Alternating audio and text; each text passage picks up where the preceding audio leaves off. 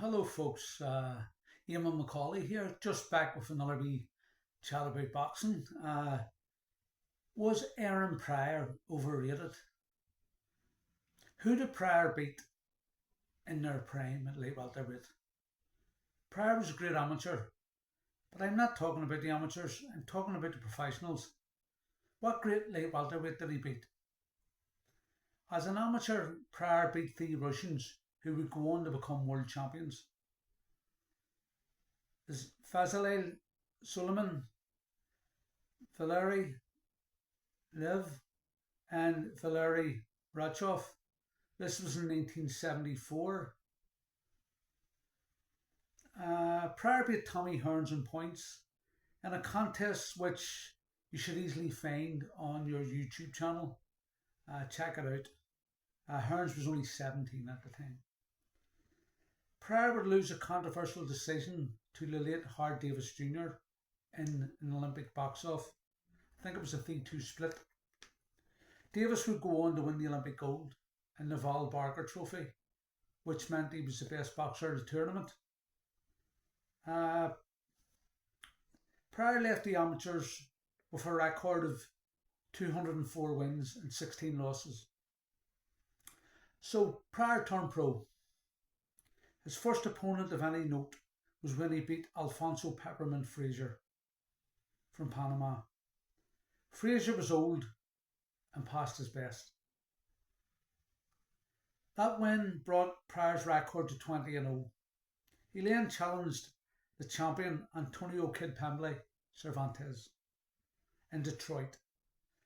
And Pryor was knocked down in the first, but he recovered to stop Cervantes, who had been a long-reigning champion, whom some say Roberto Duran avoided, in the fourth round.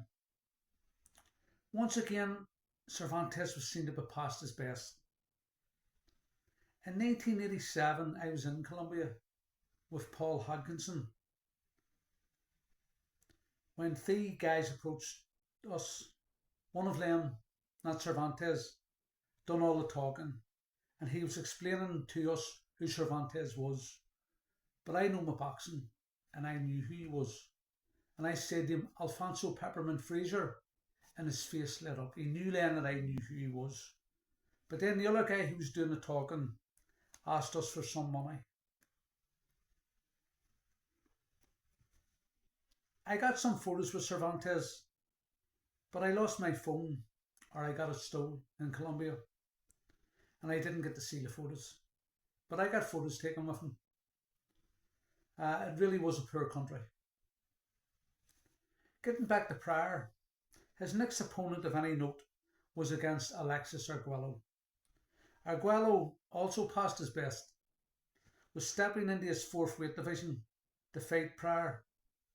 This was Pryor's first big money fight. In a wild and woolly fight which swung one way and the other, Pryor stopped Arguello in the 14th round. It was a quality fight, but in the aftermath, all the controversy surrounded the interval between the 13th and 14th round, when Pryor's coach, Panama Lewis, was heard to say, "Give me the black bottle. No, the one I mixed." After Pryor drank this, he came out for the 14th round as if it was the first round, and he stopped Arguello within a minute of the 14th round. Shortly after this, Panama Lewis was jailed for tampering with one of his boxer's gloves. His fighter, Luis Resto, claimed that it was Panama Lewis who took a lot of the stuffing out of the right glove. The unbeaten, I think he was 22-0, Billy Collins' face was all battered and bruised, and both his eyes were swollen. With the loss of his unbeaten record, he went off the rails. And a potential title shot was on the horizon, but full of defeat. He was accused of domestic abuse by his wife, and he was drinking very heavily. A few months later, he was dead as his car left the road. Resto and Lewis went to jail for their part in the tampering of the glove. There is a wonderful documentary about it all and it is called Assault in the Ring. Check it out on YouTube, it's very good. Back to Pryor. So there was so much controversy surrounding the fight and the Black Battle that they had to have a rematch. But this time Pryor beat Arguello easier, beat him in 10 rounds. But did the first fight take everything out of Arguello? Both boxers announced their retirement after the fight, but both of them didn't stick to it. Pryor had a few more title fights, getting dropped by Dujan Johnson and Akito Kameda. In the middle of a drug addiction, Pryor didn't look his best, going the distance with Nicky Furlano. He won a split verdict against Gary Hinton and suffered his first loss by knockout against Bobby Joe Young. Pryor died in 2016. Just to finish, some people say Sugar Ray Leonard avoided Aaron Pryor. Pryor was offered $750,000 to fight Leonard, and he turned it down as he wanted more. Leonard at that time boxed Benitez, Duran twice, Ayub Kaluli, who was the world late middleweight champion, a southpaw, and a world gold medalist as an amateur, an unbeaten pro. Real risky fight, but Arguello went up and stopped him in 9 rounds.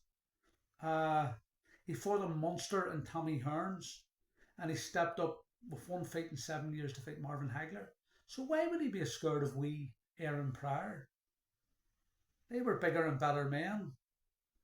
There was no window left from 1979 to 1982 to box Pryor. This nonsense about Leonard being scared to fight Pryor is just that. Nonsense.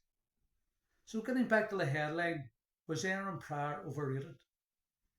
I would say yes and no. He was a fabulous amateur and a very good professional champion, but because of his drug addiction, we will never know how good he was. May he rest in eternal paradise. Thank you for listening.